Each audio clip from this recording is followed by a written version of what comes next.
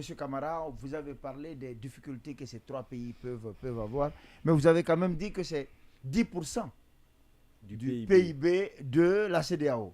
Alors, quelles vont être les conséquences sur la CEDEAO, ce retrait sur la CEDEAO? C'est une perte de marché. Vous avez 70 millions de consommateurs en moins. Les pays comme le Mali, le Burkina Faso et le Niger sont des pays qui ont un marché naturel pour certains États. Comme la Côte d'Ivoire envoie beaucoup d'exportations au Mali. Et le Mali, par exemple, l'indice d'intégration de la CEDEAO atteste que nous avons 16% d'échanges entre nous. Si vous prenez la Guinée, nous exportons bauxite, on exporte produits miniers. Ce n'est pas à l'endroit de nos voisins immédiats de la CEDEAO, c'est dans d'autres espaces. Le Mali, environ 12 à 15% de ses exportations se font avec ses pays voisins. Et ces importations, jusqu'à 30% de ces importations viennent de ces pays-là. Donc, ériger des frontières avec ces pays va avoir un impact à la fois pour le Mali, mais aussi pour les entrepreneurs qui avaient pour le Mali comme marché. Parce que leurs produits ne pourraient plus aller là-bas facilement, sans droit de douane. Ça va revenir plus cher parce qu'à la frontière, ils seront obligés de payer certaines taxes qu'ils ne payaient pas avant. Donc c'est pourquoi la sortie va amputer l'espace d'un certain nombre de consommateurs qui étaient potentiellement des clients pour nos entreprises.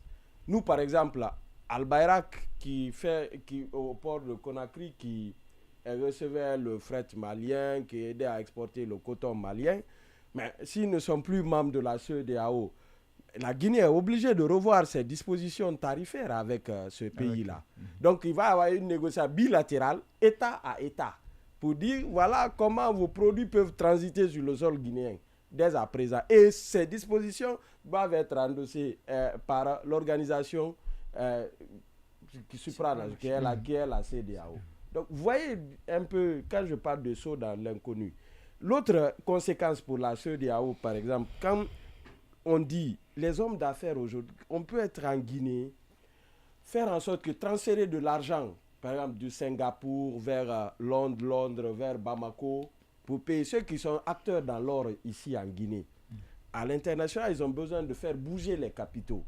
Mais le système SWIFT, tel que conçu maintenant, là, si vous décidez, par exemple, vous n'êtes plus dans la même union monétaire que les autres là, il va y avoir pour des compensations, pour des garanties, pour des sûretés, pour d'autres aspects financiers, vous allez avoir de sérieux problèmes. Ces pays-là, et également les entrepreneurs résidant dans les pays de l'Afrique de l'Ouest, et qui va représenter un sérieux problème. Mais la conséquence serait d'autant plus dure pour ces pays que le reste des membres de la CEDEAO. Comme je dis, si c'était par exemple des pays qui avaient une surface financière importante, un niveau de vie important, ce c'eût été alors plus facile pour elles. Mais vous l'avez rappelé, quand vous avez l'exemple du Brexit, la Grande-Bretagne, l'Allemagne, la France et la Grande-Bretagne, les trois puissances de l'Europe. Avec son départ, vous avez vu toutes les difficultés que la Grande-Bretagne a eues, surtout pour pouvoir commercer avec les autres. Une chose est de prendre son destin en main, de prendre sa responsabilité, de prendre son indépendance totale, indépendance économique, financière, et, etc. Mais il faudra tout de même conjuguer avec les autres. Donc ces pays vont devoir négocier alors avec les pays voisins là. Parce que le Niger, n'oubliez pas, le Nigeria veut construire un oléoduc qui va vers l'Algérie.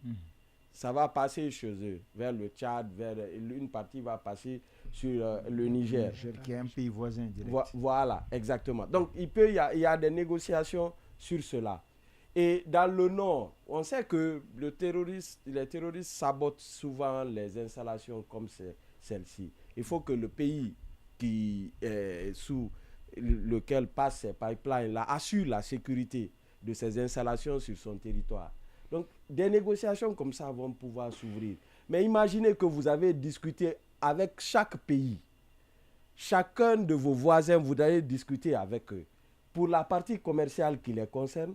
Et quand vos citoyens doivent se rendre d'un côté de l'autre de la frontière, vous voyez toute la tracasserie que cela va entraîner.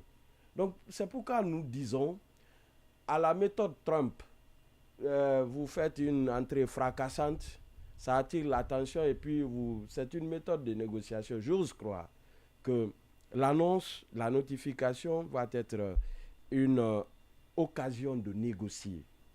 Que la CEDEAO comprenne aujourd'hui que ces pays-là ont une réelle difficulté. Ils jouent leur survie. Donc, il faut aider militairement ces pays à lutter contre les terroristes. Ensuite, il faut aider les pays-là à asseoir un programme économique pour pouvoir se développer. Parce que l'important pour nos espaces, c'est améliorer la qualité de vie de nos citoyens. Quelle que soit la forme d'organe. J'entends les gens critiquer la CEDEAO. En Guinée, par exemple, je le dis toujours, Zéro Corée a le courant grâce à un projet de la CEDEAO. Le programme d'échange d'électricité de l'Afrique de l'Ouest, c'est SLG, c'est financé par la CEDEAO. Okay. La route qu'on a vers Forêt-Caria, là, c'est une route régionale. Boké-Kebo et d'autres, là, les financements sont assurés. L'AB a le courant grâce à un projet de la CEDEAO. C'est l'interconnexion. Voilà. Je veux dire par là que tous les projets qui sont à cheval, qui permettent de connecter les pays, parce que ça fait partie des top 5 de la Banque africaine de développement. Et la CEDEAO est garante de cela. La CEDEAO n'est pas là que pour dire aux gens non, démocratie, ça promeut l'intégration économique, ça aide les États. D'accord. Donc si on voit l'organisation comme une sorte d'ennemi des peuples, plutôt qui protège les dirigeants, il faut sortir de ce paradigme. Il y a un facteur, je vais rester avec vous, monsieur Camara, c'est que ces trois pays sont des pays continentaux, on a envie de dire enclavés, qui n'ont pas d'ouverture sur la mer. Il y a à côté le Mali qui travaille avec le Sénégal et la Guinée. Sauf que quand on regarde de plus près, la Guinée a à peu près les mêmes réalités. Je veux dire qu'on est dirigé par quelqu'un qui est arrivé par coup d'État et qui est sous sanction aussi de la CEDEAO. Est-ce que ce n'est pas une opportunité pour la Guinée de travailler avec ces pays-là, d'ouvrir son port et tout ce qu'il y a pour que ces pays puissent ramener toutes leurs actions, oui, en tirer un dividende économique. Exactement, qui pourrait nous rapporter de l'argent. C'est seulement si tu étais tellement bon pour la Guinée, si la Guinée avait des infrastructures qu'il fallait.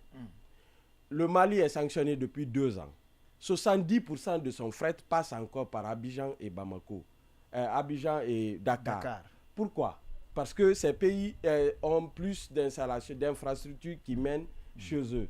Nous, avec tous nos efforts, on n'a pas pu capter plus de 15% du fret malien. Alors, je vais demander à la régie entre-temps d'essayer de voir s'ils peuvent appeler l'autre invité, M. Saïd Penda. D'accord. Ensuite, pour le numéro, bien entendu, excusez-moi, le numéro est sur la plateforme. Essayez de voir si vous pouvez le joindre. L'autre avantage que la Guinée aurait pu tirer, vous avez raison, la Guinée aurait pu se poser en médiateur. C'est-à-dire, comme on a des similitudes avec ces pays-là, ils sont plus enclins à nous écouter. Parce qu'à écouter les autres, ils sont plutôt durs face aux autres pays de la CEDEAO. Donc la Guinée aurait pu être le médiateur pour jouer une médiation entre ces pays-là et la CEDEAO. Ce qui peut représenter un dividende à la fois politique pour la Guinée, parce que ce serait alors de facto une reconnaissance du pouvoir de Conakry, mais économiquement parlant. C'est pourquoi par des projets comme le port de Benti, quand vous voulez capter le fret des grands pays comme ça, il vous faut un port à eau profonde d'une grande capacité. Ce que Conakry ne répond pas actuellement. Le port de Conakry ne peut pas répondre à cette exigence aujourd'hui. C'est pourquoi si l'idée de la GT sur le projet Simandou a lieu un jour, cela peut faire de ce port-là un port à eau profonde où de grands navires peuvent accoster, en dehors des navires miniers bien sûr, qui peuvent envoyer avec le train, conduire les fret maliens, aller jusqu'à Ouagadougou. Mais pour l'heure, nous n'avons pas d'infrastructure nous permettant de capter ce que les autres pays-là auraient perdu du fait des sanctions. Politiquement parlant, on aurait pu se positionner en médiateur. Mais encore que le Mali, je ne pense pas qu'il fume le même calumet que la Guinée en ce moment, parce qu'ils sont plutôt durs. Ils perçoivent la Guinée comme état d'obédience française actuellement, alors qu'eux, ils veulent entendre parler de tout sauf de la France. Okay. Donc aujourd'hui, ça peut représenter un blocage de dialogue entre ces pays et Conakry. Si jamais on pouvait dissiper ces malentendus, ces pays seraient de bons amis guinéens et ils peuvent négocier avec eux que la CEDEAO annule les sanctions, du moins les atténue pour ces populations-là, donne quelques garanties. Mais de l'autre, il va falloir que les régimes militaires indiquent les moments et les conditions de sortie de transition. C'est ce que la CEDEAO en filigrane voudrait savoir pour dire en fait à quel moment et dans quel vous allez organiser les élections. Parce que si vous vous arc-boutez sur les arguments militaires, de sécurité, je pense que cette région de l'Afrique n'est pas encore prête à être stable. Parce qu'il y a l'influence de plusieurs puissances étrangères qui sont là. Les Russes, les Occidentaux, notamment les Américains qui sont là, et des puissances du Nord telles que l'Algérie et les autres.